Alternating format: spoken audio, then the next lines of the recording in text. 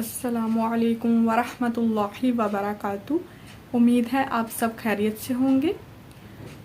तो आज हम जो टॉपिक शुरू करने जा रहे हैं जिस हवाले से है वो है हमारा दीन के हवाले से, यानी दीन क्या है, दीन किसे कहते हैं, दीन क्या है और हमें इसे कैसे इस पर चलना है। आज इसके बारे में पढ़ेंगे कि हम कितना इस पर चल रहे हैं और कितना हम अपने दीन के रास्ते पे हैं और कितना हम दीन को मानते हैं और किस तरह से हमें इसके लिए राहें हमवार करनी चाहिए और हमें इसके लिए क्या क्या काम करने पड़ेंगे या हम क्या काम करते हैं। तो उससे पहले आप सबसे एक गुजारिश है, वो ये है कि जो लोग मेरी वीडियोस देखते हैं वो ज़रूर चैनल को सब्सक्राइब करें और बेल नोटिफिकेशन को ऑल पे लगाएं और लाइक लाजमी करें। बहुत शुक्रिया। तो पढ़ते हैं, शुरू करते हैं। दीन क्या है? हुवल्लज़ी अरसल रसूलहु बिलहुदा व दीनिल हक़्क़ि।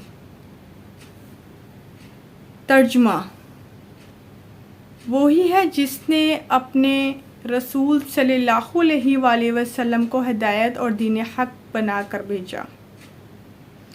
यानी यहाँ पर वो कह रहा है, कुरान मजीद में इसकी तायीद हुई है कि वही है जिसको उसने अपना दीन हक देकर भेजा।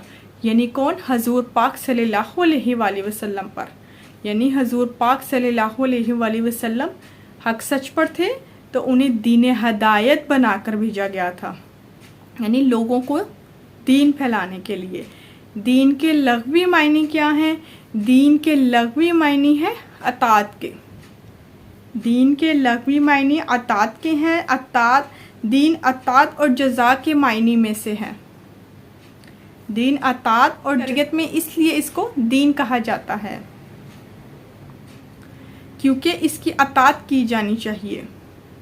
दीन का मायने, इस्तिलाही मायने क्या है? दीन का इस्तिलाही मायने है, दीन का मायने निज़ाम ज़िंदगी, सीरत मुस्तफ़ा, बर्ताव और सलूक, इंसान का इंसान के साथ बर्ताव और सलूक, मखलूक का अपने खालिक के साथ कैसा ताल्लुक़ है उसके बारे में। इन सब बातों को दीन कहा जाता है। यानी दुनियावी भी और उखरी भी, यानी दुनिया में रह के आप दुनियावी काम भी करें, दीन ये भी इसकी भी हिदायत करता है, इसके ये भी इस्तिलाही मायने हैं। और आप दीन में रहकर, दुनिया में रहकर आप अल्लाह को कैसे याद रखते हैं, अल्लाह के साथ कैसे जुड़ते हैं, उसका भी बता रहे हैं। सही बुखारी में दीन की तारीफ़ कुछ यूँ की गई है, अद्दीनु अल जज़ा फिल खैरि व शर। दीन खैर और शर की जज़ा का नाम है। दीन खैर और शर की जज़ा का नाम है। यानी दीन खैर की तरफ भी बुला रहा है और शर की जज़ा का नाम, यानी अच्छाई और बुराई दोनों को बताता है कि आपने इसको किस तरह से गुजारना है, कि आपने खैर यानी अच्छाई की तरफ किस तरह आना है और अपने आप को बुराई से कैसे रोकना है।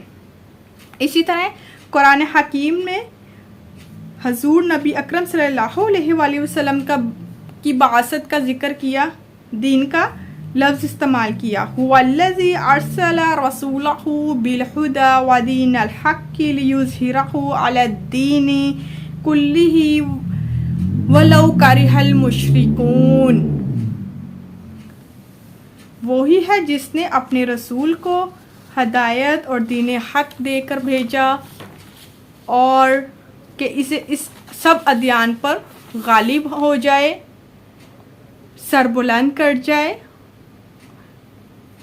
खवा मुशरिक कितना ही नापसंद करे।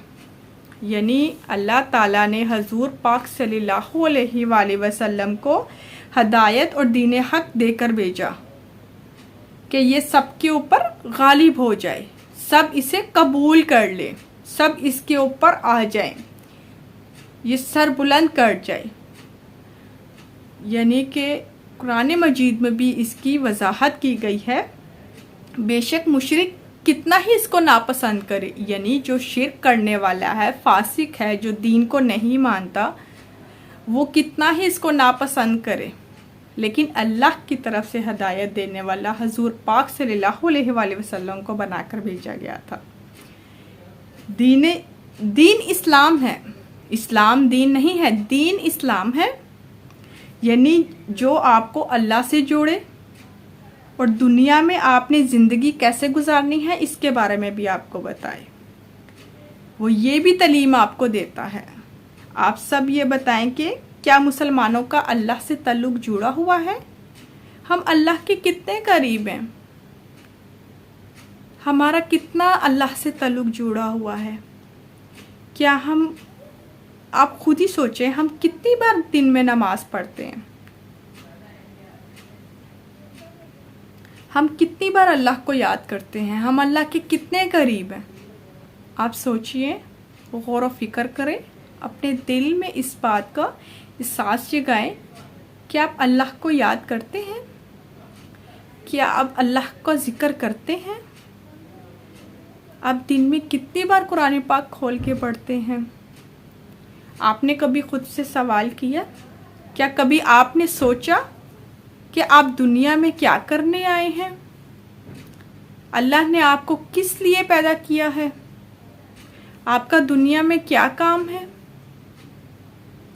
آپ کو زندگی گزارنے کے ساتھ ساتھ آپ نے اور کیا معاملات کرنے ہیں؟ آپ اللہ سے کیسے جڑ سکتے ہیں؟ کیا ہم صراط مستقیم پر ہیں؟ ہمیں صراط مستقیم مل گئی ہے؟ نہیں ملی، ہمیں صراط مستقیم نہیں ملی۔ کیوں نہیں ملی؟ کیونکہ ہمارا دین ہی الگ الگ ہو چکا ہے، اس لیے کہ ہمارے فرقے بہت زیادہ ہیں۔ اگر صراط مستقیم مل گئی ہوتی ہمیں تو ہم اتنے فرقوں میں نہ بٹے ہوتے، یعنی اگر ہم ایک ہی دین پر سب مل کے چلتے تو اتنے فرقے نہ ہوتے، جیسے فرقوں میں نہ بٹے ہوتے۔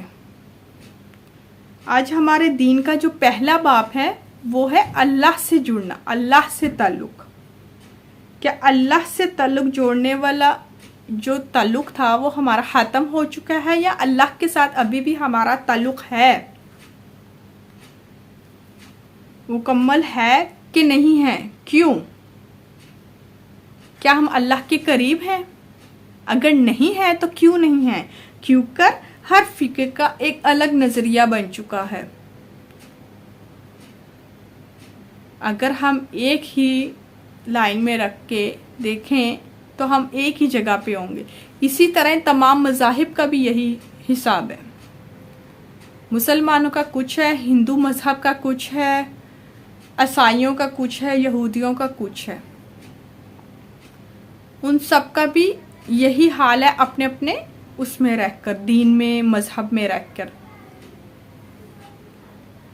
مگر دین کی فقہ، قرآن کی فقہ جو ہے، جو اللہ کی طرف سے رہنمائی ملنی ہے، وہ صرف اللہ ہی دے سکتا ہے۔ آپ سوچیں کہ شاید وہ مجھے کہیں کسی ولی سے مل جائے گی، کسی پیر فقیر سے مل جائے گی، یا کسی سے مجھے مل جائے گی دین کی رہنمائی، یا اس کا کوئی مجھے دین کی طرف اس طرح سے کرے گا تو میرے دل میں سچ میں وہ بیٹھ جائے گا، اتر جائے گا، یا میں اس سے مومن بن جاؤں گا۔ تو وہ صرف اللہ کی طرف سے ہے۔ اللہ، آپ چاہیں گے تو اللہ آپ کے دل میں ڈالے گا، آپ ارادہ کریں گے تو آپ کے دل میں آ جائے گا۔ انسان جب بیدار ہوتا ہے، یعنی جاگتا ہے دنیا میں، اور جب اس کو اس چیز کی سمجھ آنے لگتی ہے تو اس کا دل اپنے آپ اللہ کی طرف سے، اس کا قلب روشن ہونے لگتا ہے، نور سے مالا مال ہو جاتا ہے۔ یہ اللہ کی طرف سے رہنمائی ملتی ہے۔ اس میں کوئی بھی مدرسہ، کوئی بھی جو ہے آپ کو نہیں دے سکتا یہ رہنمائی سوائے اللہ کے۔ اور جو دین کا دوسرا باب ہے، جس کی وجہ سے آپ ایک اچھے انسان بن پائیں، جس کی وجہ سے آپ ایک اچھے انسان بن سکیں، آپ اپنے اچھا معاشرہ قائم کر کے ایک اچھی سوسائٹی میں رہیں، آپ انصاف کریں، کسی کا حق تلفی نہ ہو، کسی پر ظلم نہ ہو۔ یہ دین کا دوسرا باب ہے، جو کہ ہمارے معاشرے میں اب یہ بھی نہیں ہو رہا، یعنی کسی کو انصاف نہیں مل رہا، کسی پر ظلم ہو رہا ہے، بے وجہ ظلم کیے جا رہے ہیں، کسی کا حق تلفی ہو رہا ہے، طرح طرح کے معاشرے میں بغاڑ پیدا ہو چکے ہیں۔ یہ دین کا دوسرا باب ہے، یعنی مسلمان کا مطلب ہے اپنے آپ کو اللہ سے جوڑنا۔ مسلمان کا مطلب ہے اپنے آپ کو اللہ سے جوڑنا، یعنی اپنی خواہشات، اپنے نفس کو کنٹرول کر کے اللہ کی طرف رجوع کرنا، اللہ کے ہو جانا، اپنے آپ کو اللہ کے سپرد کر دو، یعنی اپنی خواہشات کو مار کر خالص اللہ کی عبادت میں لگ جانا، راستے پر چلنا۔ اسلام کے 5 ارکان ہیں، مکمل کر لیے، بعد میں یہ معاشرہ سمجھتا ہے ہمارا دین مکمل ہو گیا، یعنی ہم حج، روزہ، زکوٰۃ مطلب کرتے ہیں، نماز بھی پڑھ لیتے ہیں اگر، تو ہم سمجھتے ہیں ہمارا دین مکمل ہو گیا، بس اس کے علاوہ تو اور کچھ ہے ہی نہیں ہے، ہمیں کیا ضرورت ہے اس سے اضافی کچھ کرنے کی، ہمارے دین نے تو بس یہ 5 ارکان بتائے ہیں، یہ پورے کر لو تو آپ پکے اور اچھے اور سچے مسلمان ہیں۔ تو جی نہیں، ایسا نہیں ہے، آپ کو اپنے نفس کو بھی کنٹرول کرنا ہے، اپنی خواہشات کو بھی کنٹرول کرنا ہے،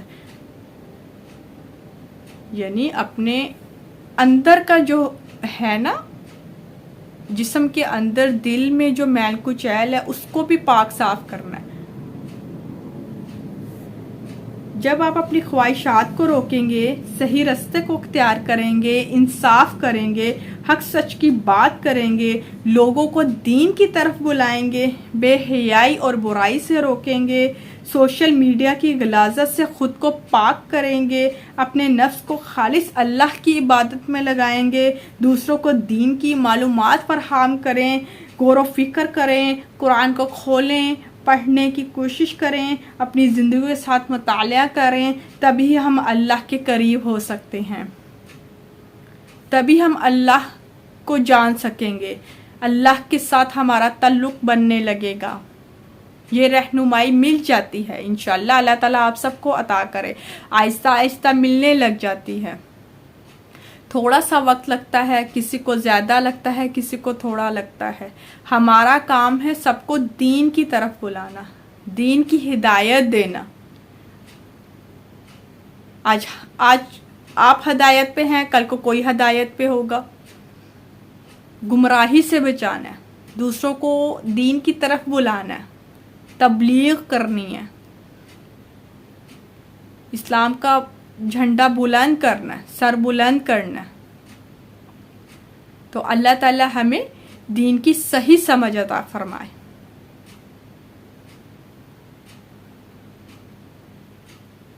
اللہ کے ذکر سے ہی دلوں کو اطمینان ملتا ہے۔ تو اللہ ہم سب کو دین کی صحیح سمجھ عطا فرمائے۔ وعلیکم السلام ورحمۃ اللہ وبرکاتہ۔